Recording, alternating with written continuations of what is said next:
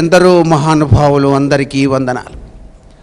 దేవాలయంలోకి అడుగుపెట్టగానే త్రికరణ శుద్ధితో ఆ తల్లి యొక్క దివ్యామృత తత్వాన్ని చూసి మనసు పులకించిపోయి, తనువు మరిచిపోయి, ఆర్తితో అమ్మా అని పిలిస్తే కన్నా వచ్చావా నాయనా అని పలికేటువంటి అమృత తుల్యమైనటువంటి సంస్కృతి సంప్రదాయం కలిగినటువంటి దేవాలయాలు మనకి. ఈ దేవాలయాలకు అడుగుపెట్టినప్పుడు గుడిలోకి వెళ్ళటానికి కాలం అతీతమైతే ఆ గుడి తలుపులు మూసి ఉంటే ముక్తి ద్వారము తలుపు తీయగద చామండా జగజ్జీవని అంటూ ఆసువుగా పద్యాలు చదివితే ఆ తలుపులంతట తలుపులు తెరుచుకున్నటువంటి అపురూప సిద్ధి క్షేత్రాలు మనవి.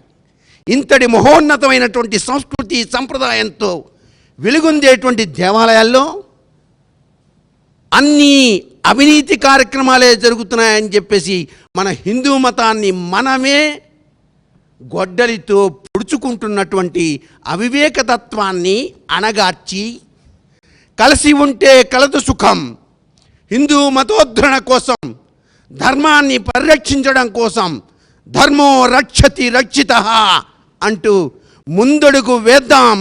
చిన్న పిల్లల దగ్గర నుంచి కూడాను తల్లి కూడాను తన బిడ్డలకు రామాయణం, భారతం, భాగవతంలోని ముఖ్యాంశాలు విశదీకరిస్తూ అమ్మ అమృతతుల్యంలో దాగిన పలుకులు వచ్చిరాని పసిపాపల మాటలు తేనెతేటలై సలుపగ వినుల విందులకు చయ్యన వచ్చి కవుంగలించి ముద్దుల నిడి చంకనెత్తుకొని దువుచుచుంచును భాష నేర్పరే తలుపక పాంచభౌతికపు తల్లులే బిడ్డల మాతృరూపిణి.